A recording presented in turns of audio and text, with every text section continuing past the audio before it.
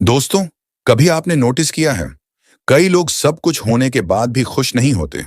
अच्छी जॉब, पैसा, घर, सब कुछ होने के बाद भी अंदर एक खालीपन रहता है। और दूसरी तरफ कुछ लोग ऐसे होते हैं जिनके पास बहुत ज्यादा रिसोर्सेज नहीं होते, लेकिन फिर भी उनके चेहरे पर सच्ची शांति दिखाई देती है। तो सवाल यह है, खुशी आखिर आती कहां से है? ज्यादातर लोग सोचते हैं खुशी बाहर की चीजों से आती है। नई कार, नई रिलेशनशिप, प्रमोशन या सोशल मीडिया वैलिडेशन। हम मान लेते हैं कि जब यह सब मिल जाएगा तब हम खुश हो जाएंगे। लेकिन असली समस्या यहीं शुरू होती है, क्योंकि जैसे ही एक डिजायर पूरी होती है, दिमाग तुरंत अगली इच्छा बना देता है और फिर इंसान पूरी लाइफ एक इनविजिबल ट्रेडमिल पर दौड़ता रहता है। उसे लगता है वह खुशी की तरफ जा रहा है, लेकिन सच में वह बस भाग रहा होता है।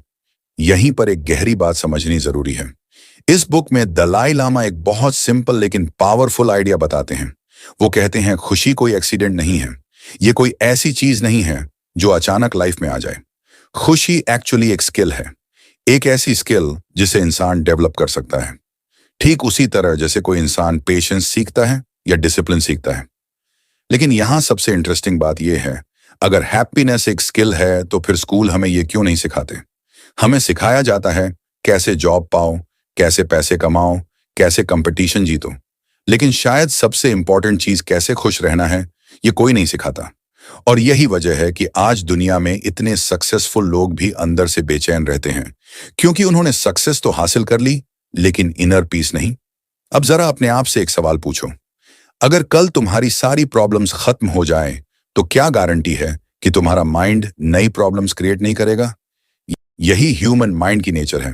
वो हमेशा कुछ ना कुछ मिसिंग ढूंढता रहता है। और जब माइंड लगातार कमियों पर फोकस करता है तो हैप्पीनेस नेचुरली दूर होती चली जाती है। लेकिन यहां एक छोटा सा शिफ्ट पूरी गेम बदल सकता है। दलाई लामा कहते हैं खुशी का असली सोर्स बाहर नहीं होता, वह हमेशा अंदर होता है। लेकिन प्रॉब्लम यह है, ज्यादातर लोग अपनी पूरी लाइफ बाहर सर्च करते रहते हैं। वह सोचते हैं बस ये मिल जाए फिर मैं खुश हो जाऊंगा। लेकिन जैसे ही वह चीज मिलती है, खुशी थोड़े समय के लिए आती है और फिर धीरे धीरे गायब हो जाती है। इसीलिए बहुत से लोग एक लाइफ के पॉइंट पर आकर रियलाइज करते हैं कि उन्होंने पूरी लाइफ खुशी को गलत जगह ढूंढा। असल में हैप्पीनेस एक मेंटल स्टेट है, एक ऐसी स्टेट जो धीरे धीरे डेवलप होती है। और इसे डेवलप करने का पहला स्टेप है अपने माइंड को समझना। क्योंकि अगर तुम अपने माइंड को कंट्रोल नहीं करते तो माइंड तुम्हें कंट्रोल करने लगता है। और जब माइंड कंट्रोल में नहीं होता तो छोटी छोटी बातें भी तुम्हारी पीस छीन लेती हैं। किसी का कमेंट, किसी की ओपिनियन, किसी की सक्सेस, सब कुछ तुम्हारे मूड को इन्फ्लुएंस करने लगता है। लेकिन इमेजिन करो अगर तुम्हारे अंदर इतनी क्लैरिटी हो कि बाहरी सिचुएशंस तुम्हारी हैप्पीनेस डिसाइड ही ना कर सकें। अगर तुम्हारी पीस दूसरों के बिहेवियर पर डिपेंड ना करे तो तुम्हारी लाइफ कैसी होगी? यहीं से एक अलग जर्नी शुरू होती है। एक ऐसी जर्नी जहां इंसान धीरे धीरे समझने लगता है कि असली हैप्पीनेस अचीवमेंट्स में नहीं, अंडरस्टैंडिंग में होती है। और जब यह अंडरस्टैंडिंग गहरी होने लगती है तो इंसान को एहसास होता है कि हैप्पीनेस ढूंढने की चीज नहीं है, ये क्रिएट करने की चीज है। लेकिन इसे क्रिएट कैसे किया जाता है? यहीं से असली बात शुरू होती है। क्योंकि ज्यादातर लोग सोचते हैं खुशी पाने के लिए उन्हें अपनी पूरी लाइफ बदलनी पड़ेगी, नई जॉब, नया एनवायरनमेंट, नए लोग। लेकिन सच इससे बिल्कुल अलग है। अक्सर हैप्पीनेस बड़ी चीजों से नहीं आती, वो आती है छोटे छोटे माइंडसेट शिफ्ट से। दलाई लामा कहते हैं अगर तुम अपने माइंड को सही तरीके से ट्रेन कर लो तो वही सिचुएशंस जो पहले तुम्हें दुख देती थी अब तुम्हें डिस्टर्ब भी नहीं करेंगी। सोचो, दो लोग एक ही प्रॉब्लम फेस करते हैं। एक इंसान पूरी रात उस प्रॉब्लम के बारे में सोचता रहता है। वो बार बार वही सवाल पूछता है, मेरे साथ ही ऐसा क्यों होता है, मेरी लाइफ इतनी मुश्किल क्यों है? और धीरे धीरे उसका माइंड उस प्रॉब्लम को और बड़ा बना देता है। लेकिन वही सिचुएशन दूसरा इंसान भी फेस करता है। फर्क सिर्फ इतना होता है, वो प्रॉब्लम को डिफरेंट पर्सपेक्टिव से देखता है। वो सोचता है इस सिचुएशन से मैं क्या सीख सकता हूं, ये मुझे मेंटली स्ट्रांग कैसे बना सकती है। और यहीं से दोनों की लाइफ की डायरेक्शन अलग हो जाती है। क्योंकि प्रॉब्लम वही है लेकिन माइंडसेट अलग है। और यही इस बुक का सबसे पावरफुल मैसेज है। लाइफ में प्रॉब्लम्स खत्म नहीं होंगी, लेकिन तुम्हारा उन प्रॉब्लम्स को देखने का तरीका जरूर बदल सकता है। जब तुम हर सिचुएशन को ग्रोथ के पर्सपेक्टिव से देखने लगते हो तो पेन भी एक टीचर बन जाता है और धीरे धीरे माइंड कंप्लेन करना छोड़ देता है। अब एक और इंटरेस्टिंग बात समझो। आजकल लोग हैप्पीनेस को एक डेस्टिनेशन मानते हैं।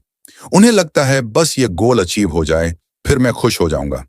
लेकिन जैसे ही वह गोल अचीव होता है, कुछ टाइम बाद वही फीलिंग फिर गायब हो जाती है और फिर माइंड एक नया गोल सेट कर देता है। यही साइकिल पूरी लाइफ चलती रहती है। लेकिन हैप्पीनेस का रियल सीक्रेट ये है, खुशी डेस्टिनेशन नहीं है, ये जर्नी का तरीका है। मतलब तुम्हें पहले खुश होना पड़ेगा, तभी तुम लाइफ को पूरी तरह एंजॉय कर पाओगे। ना कि पहले सब कुछ परफेक्ट हो और फिर खुशी आए। और यही वह माइंडसेट है जो बहुत कम लोग समझ पाते हैं। अब एक मोमेंट के लिए सोचो, अगर तुम्हारा माइंड हर समय कंपैरिजन करता रहे, तो क्या तुम कभी सेटिस्फाइड हो पाओगे? क्योंकि हमेशा कोई ना कोई तुमसे आगे होगा। किसी के पास ज्यादा पैसा होगा, किसी के पास ज्यादा फेम होगा, किसी की लाइफ सोशल मीडिया पर ज्यादा परफेक्ट लगेगी। अगर तुम अपनी हैप्पीनेस दूसरों से कंपेयर करके डिसाइड करोगे, तो माइंड कभी सेटिस्फाइड नहीं होगा। इसलिए दलाई लामा एक बहुत सिंपल लेकिन पावरफुल प्रैक्टिस बताते हैं। वो कहते हैं कंटेंटमेंट डेवलप करो। कंटेंटमेंट का मतलब ये नहीं है कि तुम लाइफ में ग्रो करना छोड़ दो। इसका मतलब है तुम अपनी करंट लाइफ को एक्सेप्ट करना सीखो। क्योंकि जब इंसान हर समय जो नहीं है उस पर फोकस करता है, तो वह जो है उसकी वैल्यू भूल जाता है और धीरे धीरे ग्रेटिट्यूड खत्म होने लगता है। लेकिन जैसे ही इंसान अप्रिसिएशन डेवलप करता है, माइंड शांत होने लगता है। छोटी छोटी चीजें भी खुशी देने लगती हैं। सुबह की फ्रेश हवा, किसी अपने की मुस्कान, एक सिंपल पीसफुल मोमेंट, ये सब चीजें पहले भी लाइफ में थी, लेकिन बिजी माइंड की वजह से हम उन्हें नोटिस ही नहीं करते। असल में हैप्पीनेस हमारी लाइफ में पहले से मौजूद होती है, लेकिन हमारा अटेंशन हमेशा कहीं और लगा रहता है। और जब अटेंशन गलत डायरेक्शन में चला जाता है, तो इंसान को लगता है उसकी लाइफ में खुशी की कमी है। लेकिन जैसे ही अटेंशन सही जगह पर आ जाता है, इंसान रियलाइज करता है कि हैप्पीनेस हमेशा से उसके आसपास थी, बस उसने उसे नोटिस करना बंद कर दिया था। लेकिन यहाँ एक और गहरी बात है जो बहुत कम लोग समझते हैं। खुशी सिर्फ अपने बारे में सोचने से नहीं आती। असल में जब इंसान सिर्फ अपने पेन और अपनी प्रॉब्लम्स पर फोकस करता है, तो उसका माइंड और हैवी हो जाता है। लेकिन जैसे ही इंसान दूसरों के बारे में सोचने लगता है, दूसरों की हेल्प करने लगता है, उसका माइंड ऑटोमेटिकली हल्का महसूस करने लगता है। और यही वो प्रिंसिपल है जो असली इनर पीस की तरफ ले जाता है। लेकिन इंसान इस प्रिंसिपल को अप्लाई क्यों नहीं कर पाता? असल रीजन हमारे माइंड की एक हिडन हैबिट है, और वो हैबिट है हर चीज को अपने पर्सपेक्टिव से देखना। हम हमेशा सोचते हैं, मेरे साथ क्या हुआ, मुझे कैसा फील हुआ, मेरी प्रॉब्लम कितनी बड़ी है। धीरे धीरे माइंड इतना सेल्फ सेंटर्ड हो जाता है कि पूरी दुनिया बस मैं के आसपास घूमने लगती है, और यहीं से ज्यादातर दुख पैदा होते हैं। क्योंकि जब माइंड हर चीज को सिर्फ अपने पर्सपेक्टिव से देखता है, तो छोटी सी क्रिटिसिज्म भी अटैक लगने लगती है। किसी की सक्सेस कंपैरिजन बन जाती है, और छोटी सी प्रॉब्लम भी बहुत बड़ी दिखाई देने लगती है। लेकिन जैसे ही इंसान अपने पर्सपेक्टिव से बाहर निकलता है, उसे एहसास होने लगता है कि दुनिया में हर इंसान किसी ना किसी स्ट्रगल से गुजर रहा है। किसी को फाइनेंशियल स्ट्रेस है, किसी को रिलेशनशिप पेन है, किसी को हेल्थ इश्यूज हैं। मतलब हर इंसान की लाइफ में कुछ ना कुछ चैलेंज है। और जब ये अंडरस्टैंडिंग माइंड में गहराई से बैठ जाती है, तो इंसान धीरे धीरे कंपैशन डेवलप करने लगता है। दलाई लामा कहते हैं, कंपैशन सिर्फ दूसरों के लिए अच्छा नहीं होता, ये सबसे पहले तुम्हारे माइंड को हील करता है। क्योंकि जब इंसान दूसरों के दर्द को समझने लगता है, तो उसका ईगो धीरे धीरे कम होने लगता है। और जैसे ही ईगो कम होता है, माइंड हल्का होने लगता है। अब जरा सोचो, जब तुम किसी से गुस्सा होते हो, तो सबसे पहले किसे नुकसान होता है? दूसरे इंसान को या तुम्हें? सच ये है, गुस्सा सबसे पहले तुम्हारी ऑन पीस को डिस्ट्रॉय करता है। तुम्हारा हार्ट रेट बढ़ जाता है, माइंड रेस्टलेस हो जाता है, और पूरा दिन खराब हो जाता है। लेकिन जिस इंसान पर तुम गुस्सा कर रहे हो सकता है, वो आराम से अपनी लाइफ जी रहा हो। यही रीजन है कि एंगर एक्चुअली सेल्फ पनिशमेंट बन जाता है। और यही कारण है कि इस बुक में एंगर को कंट्रोल करना बहुत इंपॉर्टेंट बताया गया है। लेकिन इसका मतलब ये नहीं है कि इंसान कभी गुस्सा महसूस नहीं करेगा। इमोशन फील होना नेचुरल है। लेकिन क्वेश्चन ये है, क्या इमोशन तुम्हें कंट्रोल करेगा या तुम इमोशन को समझना शुरू करोगे? क्योंकि जब इंसान इमोशन को समझना शुरू करता है, तो वह ऑटोमेटिकली रिएक्ट करने की बजाय रिस्पॉन्ड करना सीख जाता है। और यह डिफरेंस लाइफ को पूरी तरह बदल सकता है। रिएक्शन इंस्टेंट होती है, कोई कुछ बोलता है और तुम तुरंत हर्ट हो जाते हो। लेकिन रिस्पांस कॉन्शियस होता है, तुम सिचुएशन को समझते हो, पॉज लेते हो और फिर डिसाइड करते हो कि तुम्हें कैसे बिहेव करना है। और यही वो मोमेंट होता है जहां इंसान अपनी लाइफ का कंट्रोल वापस लेता है। अब यहां एक और इंपॉर्टेंट बात समझो। अक्सर लोग सोचते हैं अगर मैं काम रहूंगा तो लोग मुझे वीक समझेंगे, लेकिन रियलिटी इसके बिल्कुल ऑपोजिट है। असल में काम रहना वीकनेस नहीं, मेंटल स्ट्रेंथ की निशानी है। क्योंकि गुस्सा करना आसान है, लेकिन डिफिकल्ट सिचुएशन में भी अपने माइंड को स्टेबल रखना ये रियल पावर है। और यही पावर धीरे धीरे हैप्पीनेस को स्टेबल बनाती है। क्योंकि जब तुम्हारा माइंड हर छोटी छोटी बात से डिस्टर्ब नहीं होता तो लाइफ ऑटोमेटिकली सिंपल लगने लगती है। अब इमेजिन करो, अगर तुम्हारी हैप्पीनेस दूसरों के बिहेवियर पर डिपेंड ना करे, अगर कोई तुम्हारी क्रिटिसिज्म करे और फिर भी तुम्हारा माइंड शांत रहे, अगर कोई तुम्हारे खिलाफ बोले और फिर भी तुम इमोशनली स्टेबल रहो, तो तुम्हारी लाइफ कितनी पीसफुल हो सकती है। यही वह स्टेट है जहां इंसान धीरे धीरे पहुंचता है जब वह अपने माइंड को ट्रेन करना शुरू करता है। लेकिन यहां एक और ट्रुथ है जो बहुत लोग इग्नोर कर देते हैं। हमारी सफरिंग का बड़ा हिस्सा रियल प्रॉब्लम से नहीं, हमारी इमेजिनेशन से आता है। मतलब जो प्रॉब्लम्स अभी हुई भी नहीं, माइंड पहले से उनके बारे में वरी करने लगता है। अगर ऐसा हो गया तो अगर सब गलत हो गया तो और धीरे धीरे फ्यूचर की इमेजिनरी प्रॉब्लम्स प्रेजेंट की पीस को डिस्ट्रॉय कर देती हैं।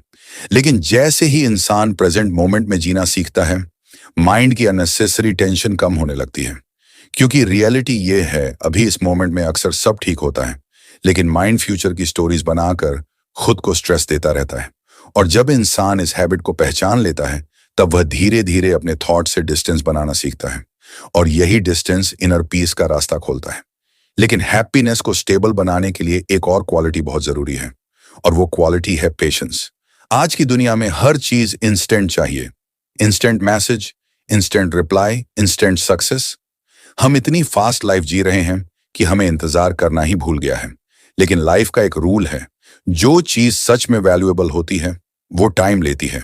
Strong relationship, deep understanding, inner peace, ये सब ओवरनाइट नहीं बनते। ये धीरे धीरे एक्सपीरियंस और अवेयरनेस से बनते हैं। लेकिन प्रॉब्लम यह है कि हमारा माइंड हमेशा जल्दी में रहता है। हमें लगता है मेरी लाइफ अभी परफेक्ट क्यों नहीं है, मैं अभी तक वहां क्यों नहीं पहुंचा जहां मुझे होना चाहिए। और ये इम्पेशंस धीरे धीरे फ्रस्ट्रेशन में बदल जाता है। लेकिन दलाई लामा एक बहुत गहरी बात कहते हैं, अगर तुम पेशेंस डेवलप कर लेते हो तो लाइफ की आधी प्रॉब्लम्स अपने आप छोटी लगने लगती हैं। क्योंकि पेशेंस का मतलब बस इंतजार करना नहीं है। पेशेंस का मतलब है डिफिकल्ट मोमेंट में भी अपने माइंड को स्टेबल रखना। जब कोई सिचुएशन तुम्हारे अकॉर्डिंग नहीं चल रही, फिर भी काम रहना। जब चीजें स्लो चल रही हो, फिर भी फ्रस्ट्रेशन में कंट्रोल ना खोना। और यही स्किल धीरे धीरे माइंड को स्ट्रांग बनाती है। अब यहाँ एक और इंटरेस्टिंग पॉइंट है। अक्सर लोग सोचते हैं कि हैप्पीनेस का मतलब है लाइफ में प्रॉब्लम्स ही ना हो, लेकिन रियलिटी में ऐसी लाइफ एक्जिस्ट ही नहीं करती। हर इंसान किसी ना किसी चैलेंज से गुजरता है। डिफरेंस बस इतना होता है, कुछ लोग प्रॉब्लम्स से टूट जाते हैं और कुछ लोग उन्हीं प्रॉब्लम्स से स्ट्रांग बन जाते हैं। और ये डिफरेंस बाहरी सर्कमस्टेंसेस से नहीं, इंटरनल एटीट्यूड से आता है। जब इंसान हर मुश्किल को एक लेसन की तरह देखना शुरू करता है तो सफरिंग भी मीनिंगफुल लगने लगती है। और जैसे ही सफरिंग में मीनिंग दिखने लगता है, माइंड की रेजिस्टेंस कम हो जाती है। अब जरा सोचो, अगर लाइफ में कभी कोई प्रॉब्लम ना आए तो क्या हम मेंटली ग्रो कर पाएंगे? शायद नहीं, क्योंकि चैलेंजेस ही हमारी अंडरस्टैंडिंग को गहरा करते हैं। जब सब कुछ इजी होता है तो माइंड बहुत कम सीखता है। लेकिन जब लाइफ कठिन सवाल पूछती है, तभी इंसान अपने अंदर जवाब ढूंढना शुरू करता है। और यहीं से रियल विजडम पैदा होती है। इसीलिए दलाई लामा कहते हैं कि दुख को हमेशा एनिमी मत समझो। कई बार दुख ही सबसे बड़ा टीचर बन जाता है, क्योंकि सफरिंग हमें रुककर सोचने पर मजबूर करती है। वो हमें दिखाती है कि हम कहाँ गलत सोच रहे थे, कहाँ अननेसेसरी अटैचमेंट बना लिया था, और कहाँ हम रियलिटी को एक्सेप्ट नहीं कर पा रहे थे। जब इंसान इन चीजों को समझने लगता है तो धीरे धीरे उसका माइंड मैच्योर होने लगता है। और मैच्योरिटी के साथ एक और चीज आती है, सिंपलिसिटी। मतलब लाइफ को अननेसेसरीली कॉम्प्लिकेटेड बनाना बंद कर देना। क्योंकि अक्सर हमारी सफरिंग का बड़ा कारण यह होता है कि हम चीजों को जरूरत से ज्यादा कॉम्प्लेक्स बना देते हैं। हम हर सिचुएशन को ओवरथिंक करते रहते हैं, हर छोटी बात में हिडन मीनिंग ढूंढते रहते हैं, और धीरे धीरे माइंड थकने लगता है। लेकिन जैसे ही इंसान लाइफ को सिंपल तरीके से देखना शुरू करता है तो माइंड ऑटोमेटिकली रिलैक्स होने लगता है। उसे समझ आने लगता है कि हर सिचुएशन को कंट्रोल करना जरूरी नहीं है। कुछ चीजें बस एक्सेप्ट करनी पड़ती हैं, और एक्सेप्टेंस वीकनेस नहीं होता, असल में एक्सेप्टेंस एक ऐसी स्ट्रेंथ है जो माइंड को अननेसेसरी स्ट्रगल से फ्री कर देती है। जब तुम रियलिटी को जैसी है वैसी देखना सीख जाते हो तो माइंड में क्लैरिटी आने लगती है और क्लैरिटी के साथ डिसीजन लेना आसान हो जाता है। लेकिन यहाँ एक और इम्पॉर्टेंट ट्रुथ है जिसे समझे बिना हैप्पीनेस कंप्लीट नहीं होती, और वो ट्रुथ है कनेक्शन। क्योंकि इंसान अकेले खुश नहीं रह सकता। हम सब एक दूसरे से कनेक्टेड हैं। हमारी इमोशंस, हमारे एक्शंस, हमारे वर्ड्स सब किसी ना किसी को इम्पैक्ट करते हैं। जब इंसान दूसरों के साथ जेन्युइन कनेक्शन बनाता है तो उसके अंदर नेचुरल वार्मथ पैदा होती है, और यही वार्मथ इनर हैप्पीनेस को डीपन करती है। लेकिन मॉडर्न लाइफ में एक स्ट्रेंज प्रॉब्लम पैदा हो गई है। हम पहले से ज्यादा कनेक्टेड दिखते हैं, लेकिन अंदर से पहले से ज्यादा लोनली महसूस करते हैं। सोशल मीडिया पर सैकड़ों लोग कनेक्टेड होते हैं, लेकिन हार्ट से बहुत कम। और यही रीजन है कि रियल हैप्पीनेस के लिए ऑथेंटिक रिलेशनशिप्स जरूरी हैं। ऐसे रिलेशनशिप्स जहां दिखावा ना हो, जहां तुम जैसे हो वैसे एक्सेप्ट किए जाओ, जहां तुम्हें परफेक्ट बनने की जरूरत ना पड़े। क्योंकि जब इंसान ऐसे कनेक्शंस एक्सपीरियंस करता है तो उसे एहसास होता है कि हैप्पीनेस सिर्फ माइंड की स्टेट नहीं, हार्ट की फीलिंग भी है। लेकिन इन कनेक्शंस को सच में डीप बनाने के लिए एक और क्वालिटी जरूरी होती है, और वो क्वालिटी है काइंडनेस। अक्सर लोग काइंडनेस को एक छोटी सी क्वालिटी समझते हैं। उन्हें लगता है ये बस अच्छे मैनर्स हैं या पोलाइट बिहेवियर। लेकिन सच में काइंडनेस उससे कहीं ज्यादा पावरफुल है। क्योंकि काइंडनेस सिर्फ दूसरे इंसान को अच्छा फील नहीं कराती, ये सबसे पहले तुम्हारे ऑन माइंड को चेंज करती है। दलाई लामा कहते हैं जब इंसान जेन्युइनली दूसरों के लिए अच्छा सोचता है तो उसके अंदर की नेगेटिविटी धीरे धीरे कम होने लगती है। क्योंकि हेट और एंगर माइंड को हैवी बनाते हैं, लेकिन काइंडनेस माइंड को लाइट बनाती है। अब सोचो, जब कोई इंसान तुम्हारे साथ अच्छा बिहेव करता है तो तुम्हें कैसा फील होता है? एक छोटी सी स्माइल, एक जेन्युइन कॉम्प्लीमेंट, या मुश्किल समय में किसी का सपोर्ट, ये छोटी छोटी चीजें हार्ट को इंस्टेंटली वार्म कर देती हैं। और यही काइंडनेस की पावर है। कई बार लोग सोचते हैं अगर मैं दूसरों के साथ बहुत अच्छा रहूंगा तो लोग मुझे यूज करेंगे। लेकिन काइंडनेस का मतलब ये नहीं है कि तुम वीक बन जाओ। काइंडनेस का मतलब है तुम्हारा हार्ट ओपन हो लेकिन माइंड क्लियर हो। मतलब तुम अच्छे बनो लेकिन ब्लाइंड नहीं। क्योंकि असली काइंडनेस विजडम के साथ आती है। जब इंसान वाइज होता है तो उसे पता होता है कहाँ हेल्प करनी है, कहाँ डिस्टेंस रखना है और कहाँ साइलेंस बेहतर है। और यही बैलेंस लाइफ को हेल्दी बनाता है। अब यहाँ एक और डीप ट्रूथ है। अक्सर हम सोचते हैं कि हमारी हैप्पीनेस हमारी अचीवमेंट्स पर डिपेंड करती है। लेकिन अगर तुम ध्यान से देखो, लाइफ के सबसे ब्यूटीफुल मोमेंट्स अचीवमेंट से नहीं आते। वो आते हैं जब तुम किसी की हेल्प करते हो, जब तुम किसी को जेन्युइनली अप्रिशिएट करते हो, जब तुम किसी को फील कराते हो कि वो इंपॉर्टेंट है। इन मोमेंट्स में एक स्ट्रेंज सेटिस्फेक्शन होती है, और यही सेटिस्फेक्शन डीप हैप्पीनेस में बदल जाती है। क्योंकि ह्यूमन नेचर ही ऐसा है। हम नेचुरली कनेक्शन और कंपैशन के लिए बने हैं। लेकिन मॉडर्न लाइफ में एक प्रॉब्लम हो गई है। हम इतने बिजी हो गए हैं कि हमें दूसरों की फीलिंग्स नोटिस करने का टाइम ही नहीं मिलता। हर कोई अपने गोल्स, अपने स्ट्रेस, अपनी प्रॉब्लम्स में इतना लॉस्ट है कि एम्पैथी धीरे धीरे कम होती जा रही है। लेकिन जब इंसान कॉन्शियसली काइंडनेस प्रैक्टिस करना शुरू करता है तो उसका पर्सपेक्टिव बदलने लगता है। वो लोगों को ऑब्जेक्ट्स की तरह नहीं, ह्यूमंस की तरह देखना शुरू करता है। उसे समझ आने लगता है कि हर इंसान अपने अंदर एक अनसीन बैटल लड़ रहा है। किसी की स्ट्रगल दिखाई देती है और किसी की नहीं, लेकिन स्ट्रगल लगभग हर किसी की लाइफ में होती है। और जब ये रियलाइजेशन डीपली सेटल हो जाती है तो ऑटोमेटिकली जजमेंट कम होने लगता है। हम दूसरों को जज करने की बजाय समझने की कोशिश करते हैं, और अंडरस्टैंडिंग रिलेशनशिप को ट्रांसफॉर्म कर देती है। अब इमेजिन करो, अगर तुम्हारी लाइफ में ज्यादातर इंटरेक्शंस ऐसे हो जहां रिस्पेक्ट हो, काइंडनेस हो और जेन्युइन केयर हो, तो तुम्हारी डेली लाइफ कितनी डिफरेंट फील होगी। यही रीजन है कि हैप्पीनेस सिर्फ माइंड की ट्रेनिंग से नहीं आती, वो आती है हार्ट के एक्सपेंशन से। जब हार्ट एक्सपेंड होता है तो इंसान सिर्फ अपने बारे में नहीं सोचता, वो नेचुरली दूसरों की हैप्पीनेस में भी इंटरेस्ट लेने लगता है। और स्ट्रेंज बात यह है, जैसे जैसे तुम दूसरों की हैप्पीनेस के लिए कंट्रीब्यूट करते हो, तुम्हारी ऑन हैप्पीनेस भी बढ़ती जाती है। लेकिन यहाँ एक फाइनल अंडरस्टैंडिंग है जो इस पूरी फिलॉसफी को कंप्लीट करती है। क्योंकि हैप्पीनेस का जर्नी सिर्फ आइडिया से कंप्लीट नहीं होती, उसे डेली लाइफ में प्रैक्टिस करना पड़ता है। क्योंकि नॉलेज तभी पावरफुल बनती है जब वह एक्सपीरियंस में बदलती है। और इसी प्रैक्टिस से धीरे धीरे इंसान रियलाइज करता है कि हैप्पीनेस कोई डिस्टेंट गोल नहीं, ये हर दिन छोटे छोटे चॉइसेस से बनती है। हर बार जब तुम एंगर की जगह पेशेंस चुनते हो, हर बार जब तुम जजमेंट की जगह अंडरस्टैंडिंग चुनते हो, हर बार जब तुम सेल्फिशनेस की जगह काइंडनेस चुनते हो, तब तुम अपनी लाइफ में थोड़ी और हैप्पीनेस क्रिएट करते हो। और यही छोटी छोटी चॉइसेस धीरे धीरे तुम्हारी पर्सनैलिटी बन जाती है। लेकिन इस जर्नी का सबसे ब्यूटीफुल मोमेंट तब आता है जब इंसान फाइनली ये समझ जाता है कि हैप्पीनेस ढूंढने की चीज नहीं, ये जीने का तरीका है। और जैसे ही ये रियलाइजेशन हार्ट में उतरती है, लाइफ अचानक थोड़ी हल्की, थोड़ी शांत और बहुत ज्यादा मीनिंगफुल लगने लगती है। लेकिन अगर तुम सच में इस अंडरस्टैंडिंग को अपनी लाइफ में एक्सपीरियंस करना चाहते हो, तो इस बुक में कुछ ऐसे आइडियाज हैं जो तुम्हारे पर्सपेक्टिव को पूरी तरह बदल सकते हैं। और जैसे ही ये रियलाइजेशन हार्ट में उतरती है, लाइफ अचानक थोड़ी हल्की, थोड़ी शांत और बहुत ज्यादा मीनिंगफुल लगने लगती है। क्योंकि सच ये है, हमारी ज्यादातर परेशानियां लाइफ की वजह से नहीं होती, हमारे माइंड की वजह से होती है। हम हर चीज को ज्यादा सोचते हैं, ज्यादा एनालाइज करते हैं और कई बार ज्यादा एक्सपेक्ट भी करते हैं। और धीरे धीरे माइंड इतना कॉम्प्लिकेटेड हो जाता है कि सिंपल हैप्पीनेस भी हमारी लाइफ से दूर होने लगती है। लेकिन जिस दिन तुमने यह समझ लिया कि हैप्पीनेस कोई बड़ी अचीवमेंट नहीं है, बल्कि एक डेली प्रैक्टिस है, उस दिन से लाइफ का एक्सपीरियंस बदलना शुरू हो जाता है। दलाई लामा इसी बात को बहुत सिंपल तरीके से समझाते हैं। वह कहते हैं, खुशी पाने के लिए तुम्हें पूरी दुनिया बदलने की जरूरत नहीं है, बस अपने माइंड की डायरेक्शन बदलनी है। जब माइंड कंप्लेन से ग्रेटिट्यूड की तरफ जाता है, कंपैरिजन से अप्रिसिएशन की तरफ जाता है और एंगर से कंपैशन की तरफ जाता है, तब लाइफ धीरे धीरे एक नई फीलिंग देने लगती है। और सबसे ब्यूटीफुल बात यह है, यह चेंज किसी बड़ी सिचुएशन से नहीं आता, यह आता है छोटी छोटी अवेयरनेस से। जैसे किसी मोमेंट को पूरी तरह फील करना, किसी इंसान को सच्चे दिल से अप्रिशिएट करना, या खुद को थोड़ा ज्यादा एक्सेप्ट करना। क्योंकि जब इंसान खुद के साथ पीस में आ जाता है, तो दुनिया के साथ उसका रिलेशनशिप भी बदल जाता है। और यही इस पूरी फिलॉसफी का एसेंस है।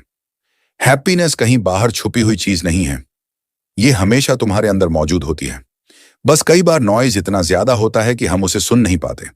लेकिन जैसे जैसे माइंड शांत होता है, अवेयरनेस बढ़ती है और अंडरस्टैंडिंग डीप होती है, वैसे वैसे वही हैप्पीनेस धीरे धीरे सरफेस पर आने लगती है। और तभी इंसान रियलाइज करता है कि लाइफ परफेक्ट होने का इंतजार करने की जरूरत नहीं, लाइफ को अप्रिशिएट करने की जरूरत है। हर चैप्टर के बाद अपने आप से एक सवाल पूछना, मैं इसे अपनी लाइफ में कहां अप्लाई कर सकता हूं? क्योंकि नॉलेज पावरफुल नहीं होता, अप्लाइड नॉलेज पावरफुल होता है। और जब तुम इन आइडियाज को सिर्फ सुनते नहीं, बल्कि जीना शुरू करते हो, तब धीरे धीरे तुम रियलाइज करते हो कि हैप्पीनेस किसी फ्यूचर मोमेंट का रिवॉर्ड नहीं, ये एक अवेयरनेस है जो हर प्रेजेंट मोमेंट में मिल सकती है। और शायद लाइफ का असली पर्पस भी यही है, खुद को समझना, दूसरों को समझना और इस जर्नी को थोड़ा और कंपैशनेट बनाना। मिलते हैं फिर अगली वीडियो में दोस्तों, तब तक के लिए जय हिंद, वंदे मातरम।